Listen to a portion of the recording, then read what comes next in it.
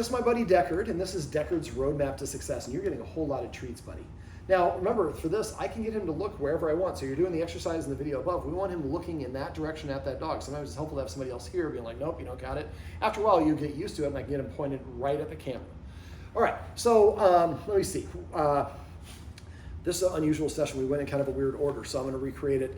I'm trying to recreate it. Well, I'll just do what I normally do. So we went over marker words. The Guardians already have a marker word for him, but if you say yes and he doesn't look at you, I would reload it, walk around the house, yes, treat, yes, treat. We went over hand targeting, boop, yes, then you put the treat there. Practice that hand targeting, and I have videos for all this stuff, so anything that's here that you're confused about, let me know and I can link a video if I don't already linked above.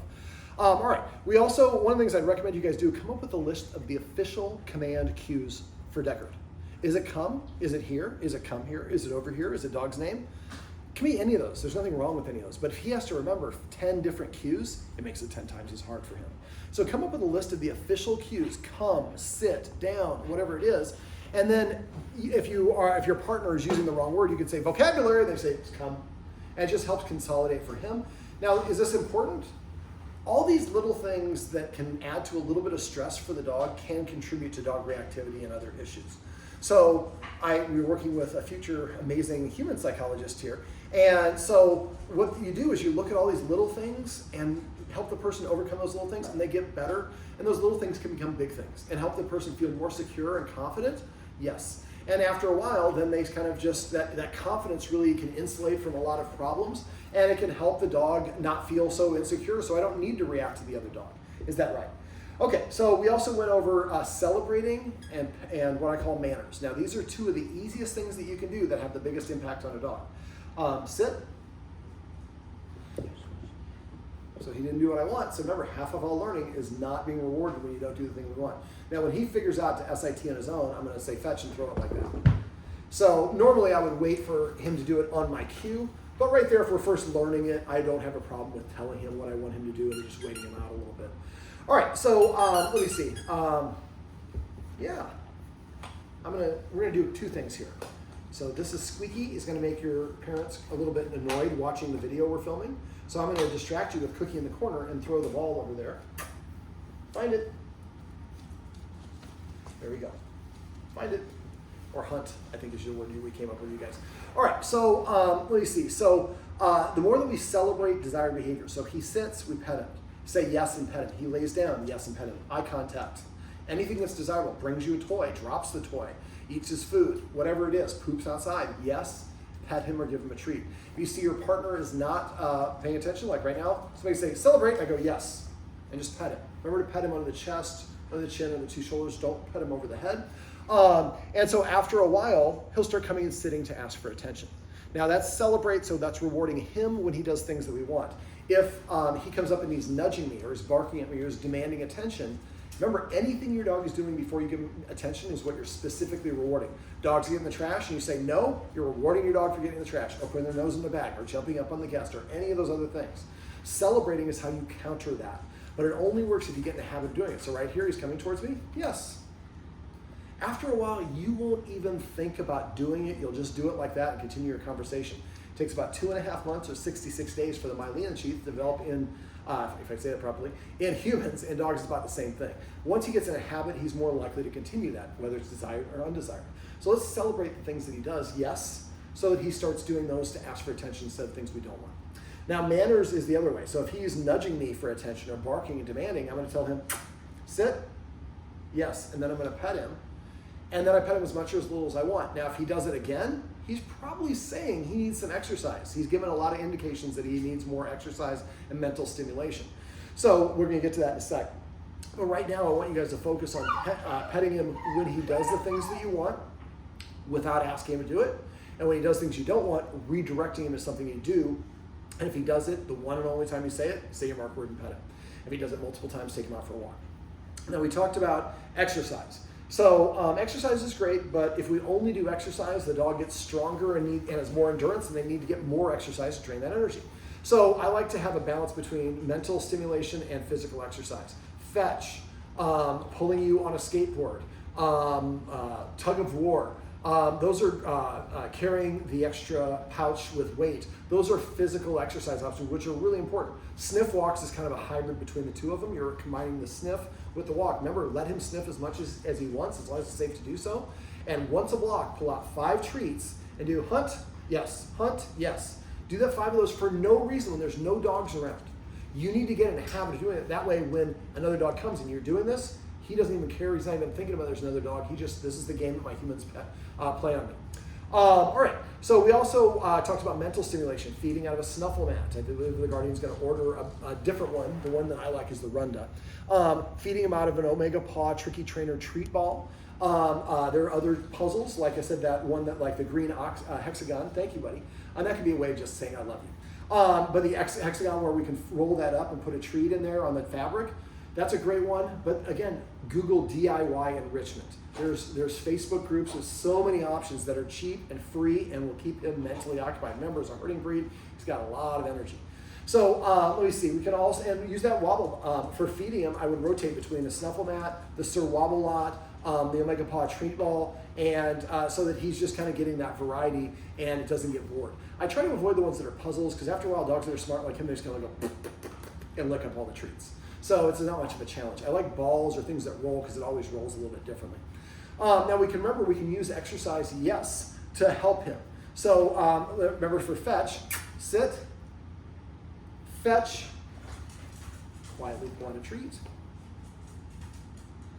yes, and then sit, then I pick it up, fetch as I throw it, and if he doesn't go get it, I'm not saying it multiple times, I'm on my next adventure. He knows that the treats are right there. He's a smarty pants. So when he's in the mood to play fetch with him. And I would eventually have you guys play fetch from upstairs to downstairs. That way you're building in that doggy stairmaster, yes, and giving him some extra exercise. So about every 2 to 4 hours is usually when dogs need mental stimulation. So and training is a great way to burn energy. So you can go over Cookie in the Corner, find some other set games, teach him Bang You're Dead, work on his basic training, sits and downs. Take a couple steps, sit, yes, treat. 10 more steps, down, yes, treat. Walk around the house just cueing basic obedience until you say sit, and you only get to the S, and he's already sitting his butt down because he knows what's coming next. But these are great ways to also help a dog settle down and focus on you. You're giving him something to do that he's very good at. Another dog comes by, you sit. Now remember, don't make him sit if he's reactive or hysterical, but having probing to see if he is under threshold enough to listen to a basic cue is a good way to teach to check out his barometer.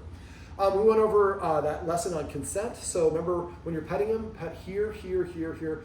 Don't start petting by reaching over his head. Now, if you're petting his shoulders and you work up to that and he doesn't give you any cutoff signals, that's totally fine. But just try to avoid reaching directly over it. And for people, the best way to do is have them kneeling or sitting down, hold the treat out to the side. He comes over and approaches. So he's approaching me rather than me approaching him. All right, let me see, what else? We went over resource guarding, and I went over basically the technique for mine, which is the Gene Donaldson technique. And so basically, if he's right where this table is, and he gets stiff when he has a bully stick or something, I walk away, wait for him to go back to chewing it, grab a bunch of treats, walk, and let's say I was 6 feet away when he got stiff. Then I walk, after I give him a reset, I come back and I stop at 7 or 8 feet, further away. We don't want to see him get stiff.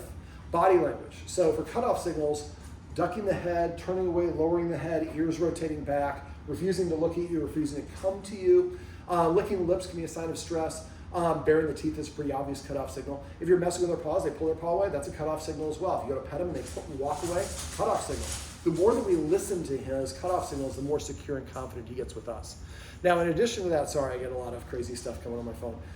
In addition to that, there's also recognizing his regular body language. So when you're walking with him and there's no dogs around, look at him. Look at him right now. His ears are back, but his mouth is open. His eyes are not hard. His body isn't stiff. He's breathing heavy. So I kind of look at the totality. So the first thing I do is I look at the head. And so is the nose up, confident, down, insecure? Is he making eye contact or avoiding eye contact? What are his ears doing? Are they natural state? Are they flipped back? Are they pinned back? So I can read his mouth open or closed. And then is he leaning towards something, leaning away from it? Is he like doing the stealing second that I talked about? This is not a comfortable position, but that's okay, I'll make it work. Yes, and so is he holding his breath? Is he breathing heavy or is he relaxed? Also his eyes. Hard eyes, thank you buddy, are not usually good for a dog. What we want to see is sleepy eyes. Oh, I really like this. So another dog, He's learned this too. I do this. Now, if he likes to lick a lot, again, that's a way to release those feel-good endorphins. Get a lick mat, silicone lick mat. It'll have grooves in it. You can put peanut butter or cream cheese or frozen yogurt on it, and then he sits down and licks that and feels good and comfortable. Now, if you do have other dogs around, I would probably not go camping with the dog that has bit him twice anymore, because we already know that that's not going to turn out well. And even if it doesn't, it's just he's practicing thinking about a lot of that, what happened in the past, that baggage. So I would probably curtail that. If you're going to go camping with somebody, I would start walking them together. So human, dogs on the outside, and you might have to be on the other side of the street and do the engage, disengage what we're doing. Gradually you get closer. If you're in a big park, you can walk kind of like this. So the humans are here, the dogs are on the outside. Gradually you get closer and closer. The dogs are practicing doing a commingling activity without actually interacting with each other. And then I'm getting treats or looking at the dog. And then if you want to let them play, see how they do on the leash. You know, don't have them pulling on the leash. Yes, I understand. But if he's nice and relaxed and we let him play, that's great. So we can set up having a couple of good interactions. But careful, when you're camping, there's probably food all over the place. He's a food gardener, so that might create more of a situation. So again, what you might want to do is get a friend to bring a dog in. Now, inside is not the ideal place to do it, because your place it's a much bigger place than my place, but it's small. It's Santa Monica. And that outdoors has a lot going for it in terms of distractions and open space. But since he is reactive to that, if you're going to have another dog in, the easiest thing is just to feed him in separate rooms until the food is gone, and then remove it so you don't have any potential for resource guarding. Or you put that dog on a leash and walk towards him and stop outside of him closing his mouth and the stuff we talked about. All right, you did sit. Fetch. All right, let me see, what else do we go over? We went over the CER, conditioned emotional response. So I hold something out, he looks at it, yes, and then I give him a treat, it goes away. This is the technique that I use for muzzle training a dog. Now you need a basket muzzle, and if you're really worried about it, get one that has metal underneath the plastic, but since for what you're going to use it for, I think you can just use a Basketville muzzle will be fine. So what I do is he looks at it, gets a treat, and eventually I'll go like this. Let's say that this hand is the muzzle, like from here, go like this, take a treat, drop it in there. He's sticking his nose in to get it. I'm not trying to attach it. Then let him stick it out. Keep on doing that. Then I usually get lunch meat. And if this is the side, can we come over here, buddy? If this is the side, I have the lunch meat hanging off the edge of it. And gradually lunch meat starts sliding in. Eventually it's down at the bottom. So he's got to stick his nose in there. And again, practice all over your house. Eventually, I would go like this. Come here, buddy. I need you to demo this one. Let me stay low so I don't have to adjust the camera. So what I would eventually do is have it like this, and this is the muzzle, and hold it so it's more in the position that it's going to be on when he's wearing it. Don't worry about attaching it. Keep those things folded back to begin with. And then eventually what I do is, you can also smear peanut butter or something. You want him to come over and stick his nose in there. Now the first time you actually attach the muzzle is pretty hard. So I'd have really high value treats like the tricky trainers, and we hold it, let him do it, kind of like what we did for the collar and the harness. Attach just this one loosely, and then feed him treats so fast that he can't do this. We don't want him to do that at all. And it might be like his kibble will work if he'll do it with his kibble. If not, get a higher value treat. And eventually you want to get to the point where first it's treat as fast as you can chew it. Then it's treat, showing you I have one, taking a second before it gets to you. We're going to elongate how long that is on. You want to take it off before he paws at it. And eventually you get to the point where you keep on practicing that longer periods of time. I don't consider it done until I can put the muzzle on him and he lays down and takes a nap wearing the muzzle and is content. It's better to have that skill and not need it than the other way around. And again, for one of the guardians, it might make her feel a little bit secure. The other guardian, I don't think, is a fan of that. But if that makes her feel more secure and it helps him have a positive association, there's nothing, fake it till you make it. So use whatever tools that you need to so he feels good. And after a while, like I said, he practices looking at the dogs. Now, when you're doing the engage, disengage, you can do it with the muzzle. It's a little bit harder, but you would practice probably in the house with those because you have to hold the treat in a special place. I was just saying that. All right, let me see. Cow kneecaps we talked about, high enrichment chewing items. I would, again, dump half of your toys out, put them in a box, put them in a closet, and then after a week, grab two of the toys that are out, put it in the box, and grab two that are out, so you have a bit of a rotation. It makes them a little bit more interesting. I'm trying to think. Is there anything else you want me to go over?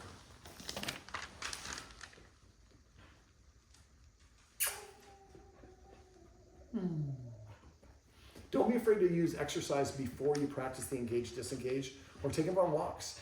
A lot of people report, and nobody ever thinks about exercising their dog before a walk, but it often results in a much better walk. But the two things that are probably the most frequently disregarded by my clients, mostly male clients, are the celebrate game and the manners. And those are the two things, if you get in a habit of doing, will probably have the most profound impact on, because it takes away his anxiety and helps him understand what celebrate is like a command for us. Celebrate. So if I say celebrate to you when he was just over there, you would just say yes and pet him. It just means that you didn't observe him doing something, but you did. And so after all, but that's the thing, after a while, you want to see him coming, you're just like, you're on your phone, you're like, yeah, we're going to go to the Dodgers game, yes, and then we're going to go get a beer. So, yes. So that's the pause interrupter. So we'll end on that one. So the pause interrupter is that hand targeting. So there's a collagen stick over there. That's all right, let me wrap this up and we'll end this. So I'm going to let him go over there, and he wants the treats here. And the collagen stick is kind of a place where his guardian is. I kind of stashed it, but you figure out where it is. So when he's doing an undesirable behavior, I don't want to give him attention, because remember, every time we do it, and I know it's frustrating, but you're training him to do it. So what we want to do instead is when he goes over there and he's sniffing, make the pause interrupter sound. Now, the one that I like is, you can also say beep, beep, beep, or puppy, puppy, puppy. So make sure it's a high-pitched, really ridiculous, silly voice like that, and say it fast 3 times in a row, whichever one of those you want to do. So if you want to use that, I would say puppy, puppy, puppy. Puppy, puppy, puppy. Same loading exercise we did to begin with. Look, puppy, puppy, puppy. And so now that word means look at me. And then you pair it with the hand targeting. So he starts sniffing your stranger's bag. You say puppy, puppy. He looks at you. You chop. Say, what do we say? Yes. No, boop. Boop. And then he comes over, touches his hand. But at that point, you need to give him something else to do. You're going to give him a bully stick. You're going to give him something else. Otherwise, carrots or whatever it is. Otherwise, or play a little cookie in the corner or another scent game. Give him something to do. He's telling you, I'm bored. I'm about to get in trouble unless you give me something else to do. All right, so let's do one treat. And then, Deckard, come here, buddy. Come here. This is the crack. Sit. Well, this is my buddy Deckard, and this is Deckard's roadmap to success. Remember, everything you do trains your dog, only sometimes you mean it.